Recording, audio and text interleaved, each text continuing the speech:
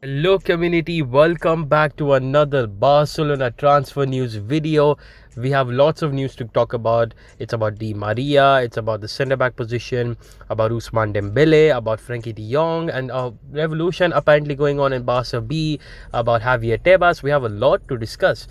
And one of the big highlights, of course, is going to be the day on Thursday, which is, of course, the June 16th, the Assembly Day. And I'm going to be basically giving a bit of my thoughts about what's going to be happening in that assembly, just thoughts. And I want to know from you guys as well, what do you guys think will happen in the assembly? So, without further ado, let's get into it. PSG leading the break. Gomes looking for the overlap. Alba inside. It's Messi! Outside, he'll plays it inside. Great tackle, but oh, he's finished off by Jenny. It's over from him, but it's Messi.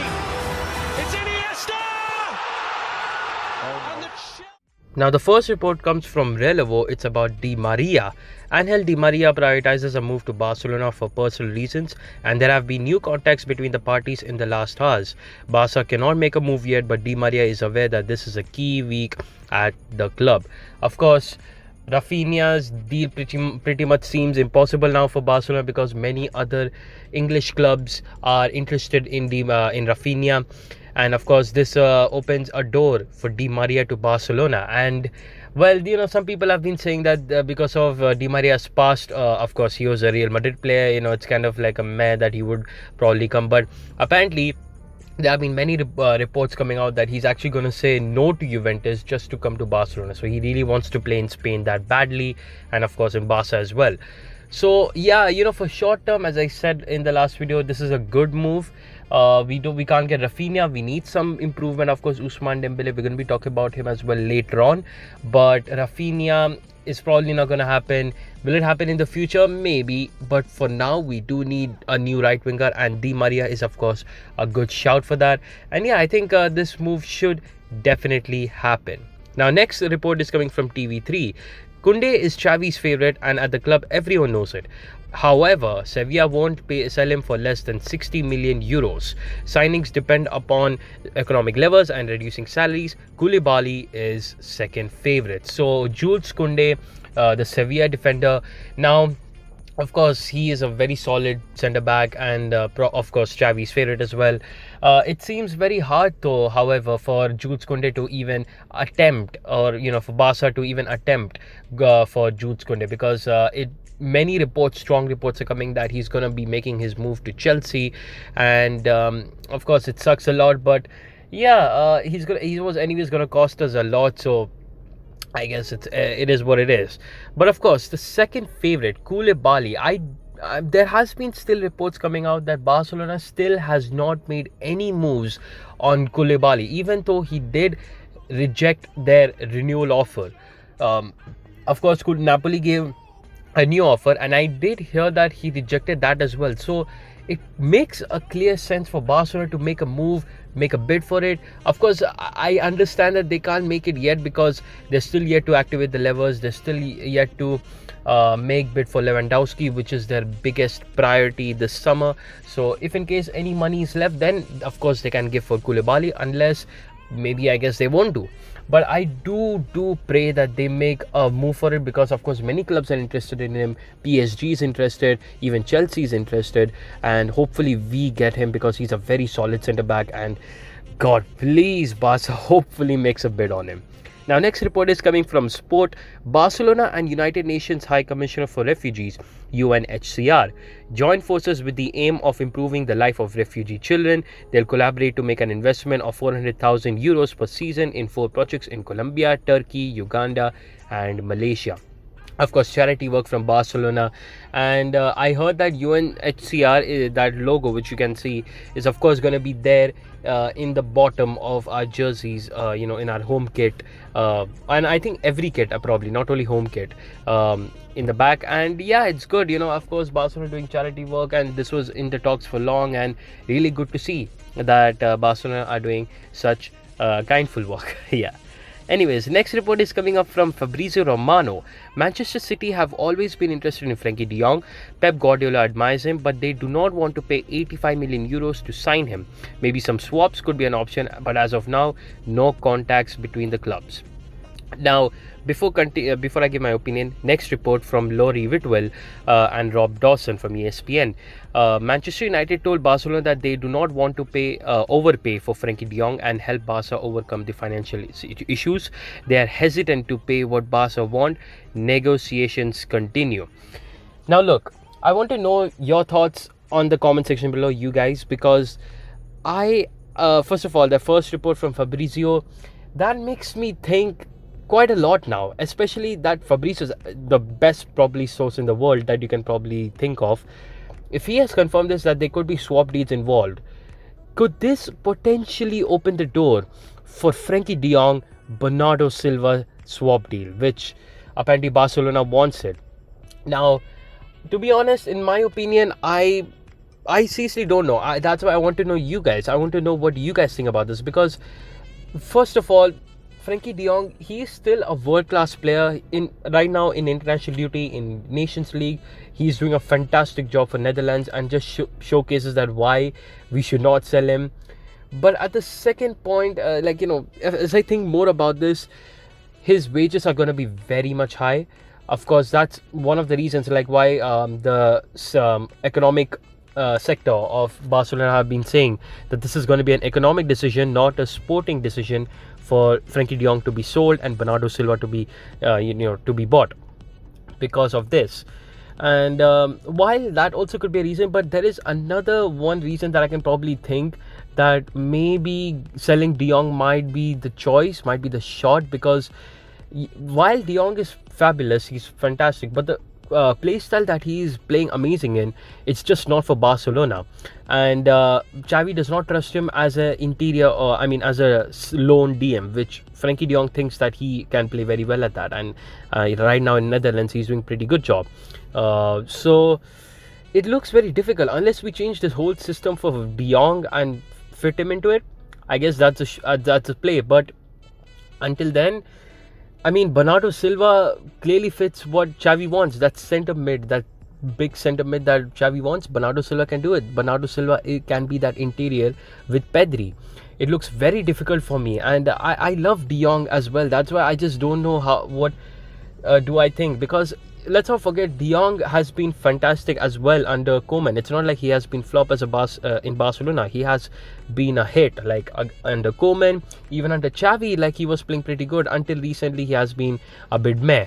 So I want to know from you guys down in the comment section, what do you guys think about this deal, this potential idea of Bernardo Silva and Frankie de Jong swap deal? I really don't know. I want to know from you guys. But talk about the second report, of course, which ESPN gave, an Athletic. Of course, typical Manchester United. They'll pay 80 million euros for the best defender in the world, Harry Maguire, and not 80 million euros for Frankie de Jong, who is their priority, who's Eric Ten Hag's priority. So yeah, but it is what it is. I'm really still confused about this Frankie de Jong being sold. But now that maybe swap deals could be an option, I don't know. I seriously don't know. Now, talking about the next news coming from Santiago Val, the offer Barca received for 49% of BLM, which is Barca licensing and merchandising, is 200 million euros plus 75 million euros for keeping half of the contract with Nike. The club considers it insufficient and prefers to wait for BLM to go up in value. So now this is okay, so basically what's happening here is the assembly, right? The socios. This will not change the fact that Barca will activate this lever, this economic lever of selling Barca licensing and merchandising. The only problem right now which is going on is the money. What Barca are trying to get from the socios is the approval, whether they can appoint this or execute this lever or not. Once it's yes from socios, basically at any time they could sell BLM, they could sell Barca Studios, but it is not necessary that will happen right after June 16th. So this is what basically this report is saying, that right now the money that that we were about to get for BLM, which was 275 million euros as specified, that apparently will not be completely, it's not sufficient for Barcelona. So it seems that Barcelona wants the approval, and maybe they will take a little bit more time until they can execute the lever. Unless they are fine with 275 million, then probably they will. But right now it seems that they are going to be waiting for a little bit much more longer, just to execute the lever. But they will of course get the approval of the socios first this Thursday. Now, this report is coming from Athletic UK. Chelsea are trying to negotiate a deal for Ousmane Dembele as a free agent. So, of course, there was a breaking news that broke out that Ousmane Dembele's agent said the saga with Barca is finished. Basically, they have not accepted the renewal offer. Now, of course, there could be an exception, like I said in the previous video, that if in case Chelsea, PSG, they just do not care about Ousmane Dembele, then of course he will come back to us, which I mean, I don't really care much about him. But it seems that Tuchel is favouring for Ousmane Dembele. Just a few weeks ago, of course, it was a bit like iffy situation around Ousmane Dembele for Chelsea.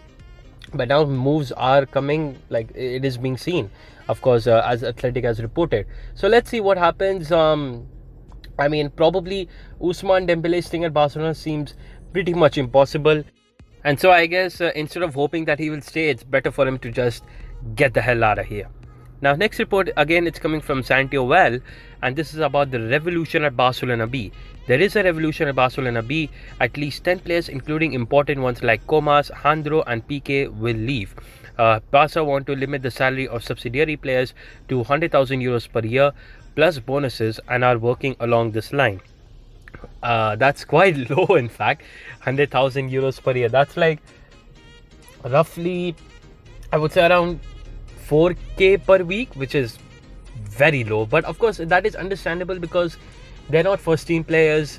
Of course, B team, to be honest, doesn't matter that much to be but yeah, no, I mean, they are of course going with that adjustment rule that they went with, not only for the first team but for the B team as well. As it's said that they are going to be limiting them to 100,000 euros per year, and apparently these three players, Comas, Jandro, Relana and Piqué, were not going for it, and Relana was the second captain. But anyways, it seems they're going to be going, and yeah, it sucks a lot. But Barcelona are trying to make new signings, of course, like Pablo Torre, etc. So I guess they are trying to strengthen the team. But yeah, I'm sad to see that Jandro Relana couldn't place in Barca's future. Now, next, again coming from Santiago Val, Barcelona B defender Mika Marmol will do pre-season with Barca's first team. Of course, he had few minutes in the Getafe game previous season, and of course, I think he had a couple of minutes in the last game, the game at Australia, yes, against All Stars, right? I think he played for some minutes. So now, of course, since we need that left-footed centre back, Longley probably is just pretty much gone. So Mika Marmol is a left-footed centre back, and he's quite quality. So of course, Xavi does want to see what he can do. Now, next report is coming from Todd Costa. Barcelona and Oscar Mingueza's agent have proposed leaving in the form of a transfer. Barca want to maintain some control over the player. Next report coming again from Candacer. Barcelona is looking for a way out for Oscar Mingueza in the form of a transfer for less than 10 million euros and with a buyback clause. Mateo Morito from Relevo backed up the statement and in fact gave a little bit more information. Oscar Mingueza has been offered to Valencia, but there is nothing more. So there were a bit discussions going on whether Oscar Mingueza's move to outside Barcelona is going to be either loan or transfer, but now it seems that they are going to have a transfer. And right now, Valencia has given an offer. And yeah, probably that means that Oscar Mingueza is going out as a permanent transfer instead of a loan. And I wish him, of course, all the best. But yeah, I guess it's just a matter of days until Oscar Mingueza is out of Barcelona. Now, next report is a big report coming up from IFAB. It is actually official that there have been some approvals done by them, in which some of them are 5 substitutions in a match is now permanent. Max number of substitutes increased from 12 to 15. Max squad size is 26. More and better use of VAR. especially to check offsides. Referees can use body protection items to prevent aggression. Now, from these, the first one, of course, 5 substitutions in a match is now permanent. So that means this is going to be a game changer for those who are very masters, at warming the bench. And I feel like this is somewhat positive as well as a negative. Of course, they probably just made it in terms of thinking for the positives, because this will give more opportunities to those people in the bench, because usually it's just like a bully from managers, right? Like, of course, if you remember Ricky Puig, like how he just warms the bench under Koeman, and under Xavi as well, pretty much he warmed the bench. So now, if in case Ricky Puig goes to somewhere else, if he's benched there as well, now he has a chance to be one of those 5 substitutions. So that's pretty good. Now that the bench warmers will get more minutes, that's really good. Negative is in sort of like, if in case the match is going well, we don't want to make any substitutions, but we are still forced to make substitutions, and that could maybe cause us to lose or something. That could be problematic. But of course, we can't get everything, and pretty much this is actually a good indication, because of course the bench warmers getting more minutes is actually pretty much good. And of course, more better approvals as well, just like better use of VAR, especially to check offsides and probably even penalties, to be honest, because there has been many controversial penalty decisions. Of course, I think probably that should also be in use, but it comes with the approval. So yeah, big moves done by IFAB, but for the good. Now, last report coming up, of course, it's not a report, but pretty much Juan Laporta gave a statement on Javier Tebas. It's just replies and replies going on. But of course, this is made for the better by Juan Laporta, in which he said, "I ask you to stop commenting on possible Barca signings. Making such statements isn't right. There is a clear will to harm Barca's interests." So, bit context to this. Actually, what happened was, when Tebas told that Robert Lewandowski cannot be signed by Barcelona at the moment, he and his agent actually got concerned, and they called Laporta to ask that what's going on, you can't sign us, what's happening. But then Laporta gave them like a promise, or like he basically gave them assurance that they are definitely going to be signing him no matter what. But so basically, just to stop Tebas from saying such bullshit statements, of course, Juan Laporta has asked Javier Tebas again to stop talking. And of course, actually, for some days, that if you see Javier Tebas interviews, he actually has not become anti-Barca anymore. Now he actually has become in favor of Barca. He is referring Barca nowadays as money-making machine. So, and of course, he has been talking about how Barcelona can have a chance to actually make the signing. So it's actually quite interesting to see what's happening right now. These statements definitely are doing some work for from Juan Laporta, because of course Tebas just changed up insanely. So it's good to see. But yeah, this back and forth actually, I don't know, I find it quite hilarious, because the way how Tebas just instantly switcherooned into becoming Kool-Aid. Of course, he has been talking about the best of Barcelona. So yeah, it is what it is though. But yeah, of course, ending this video, just a brief discussion about the assembly meeting with the socios that's going to happen this Thursday. Just a brief way, basically what's going to happen is they're going to be asking the socios the approval of the 2 levers that Barcelona are going to be executing, which is the sale of BLM, Barca Licensing and Merchandising, and sale of Barca Studios. These are going to be the 2 levers that Barcelona are hoping to get the approval of from the socios. And yeah, that's basically pretty much the main topic. And if socios say no to it, we are going to be screwed hard, because we don't have any other source of income. If in case the socios feel bad about something from some offer or from some lever, it's going to cause a lot of problems. But right now it seems that they will pretty much say yes to it. And of course, Pablo Torre is also going to be announced tomorrow. Actually, it's going to be today, whatever this time the video gets uploaded, it's going to happen on Wednesday that he's going to be announced. And yeah, it's going to be really interesting to see how things are going to go out from the meeting on Thursday. Pretty much expect a lot of discussions in Twitter about this. But yeah, that's basically a brief discussion about the meeting on Thursday. Well, that's pretty much it. It's a bit of a long video, but of course, hopefully you guys enjoyed it, as you guys have been enjoying it these past days. So hopefully you guys did this as well. And of course, like, share to many people as much as possible. Of course, community is ongoing with the build. Subscribe, and I'll see you guys next time. Forza Barca. Peace.